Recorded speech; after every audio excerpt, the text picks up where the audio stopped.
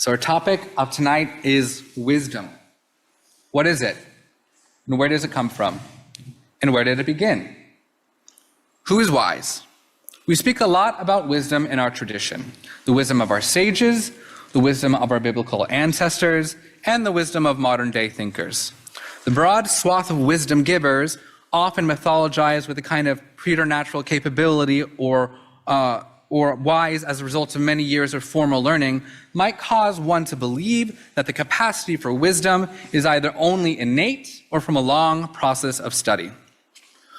We look to our many Jewish texts for wisdom, like our Mishnah Pirkei Avot, which is a collection of wisdom sayings of our early sages of the Rabbinic period, and one statement that I know is core to my life and something that I aspire to, and one that speaks to the often delimited idea of who is wise or who gets to be wise, is a statement by Ben Zoma at the beginning of chapter 4 of Pirkei Avot. Ben Zoma says, Ezehu chacham, who is wise? Halomed mikol ha'adam, the one who learns from every person. Who is wise, Ben Zoma says? The one who is wise is the one who learns from everyone, which also lends itself naturally to the idea that wisdom is everywhere and with everyone. And the one who is wise is the one who can seek it out wherever it is to be found. This particular statement is a cornerstone of Jewish learning, and while our tradition often lifts up rabbis disproportionately, this particular statement came from someone who actually never gained the title of rabbi. So, if our Mishnah, Pirkei Avot, this collection of wisdom sayings, collects wisdom from rabbis and those who aren't rabbis, then we should believe our tradition and Ben Zoma when it says, the one who is wise is the one who learns from everyone. But this isn't actually the first time that piece of wisdom has been expressed.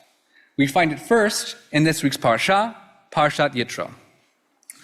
Moses' father-in-law, Yitro, finds Moses settling disputes and questions morning to night for the people and asks him, "What are you doing?" To which Moses replies that he's settling these disputes and clarifying God's commandments to the people.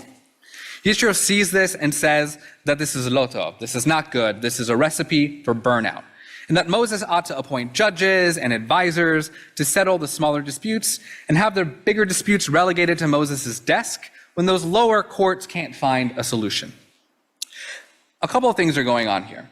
The people just left Egypt and are having to figure out how to govern themselves. And Moses is trying to figure out how to govern. So naturally, as their leader, he continues to take it upon himself to do just that. So what does he do?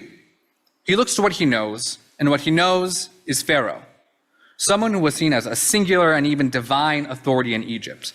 So he begins to act as the sole human source of wisdom, like Pharaoh. Luckily, Yitro intervenes with some sagely advice and saves Moses from replicating the very same system of governance that the people just escaped from. And it's notable that this advice came from Yitro, the Midian high priest, and not from an Israelite or a member of the Erev Rav, the mixed multitude of people who escaped Egypt with the Israelites and the chaos of it all. It stands to reason that if everyone who just left Egypt only knew the pharaonic system of governance, then there was no way in which any of them would have been capable of providing Moses with the counsel that he needed to avoid making the same mistakes as Pharaoh and Egyptian society. No, he needed a new and a fresh perspective. And that wisdom came from a relatively new member of his family, who also came from a completely different culture and way of life. And if it weren't for this fresh perspective and piece of wisdom from someone outside of the Israelite experience, I wonder how differently our story would have played out, and I wonder if Moses hadn't been able to hear that wisdom, how differently things would have gone. So what does this tell us? It tells us that the wise one is the one who seeks out wisdom from each and every person, and it takes true wisdom to lead and lead well. Modern-day leaders, both those of maximal and minimal authority, would be wise to heed this advice. Effective leadership means admitting that you're not smart enough to have all the answers, and that wisdom, often life-saving wisdom, is to be found with people from all walks of life, all races, all backgrounds, all sexualities, genders, and so much more.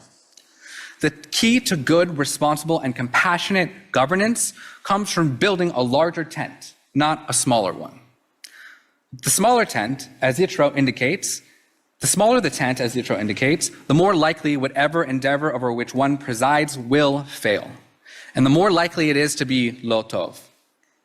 And if the lesson was taught once in the biblical period with Yitro, and again in the rabbinic period with Ben Zoma, then it doesn't hurt to study up again on the value of seeking wisdom from each and every person.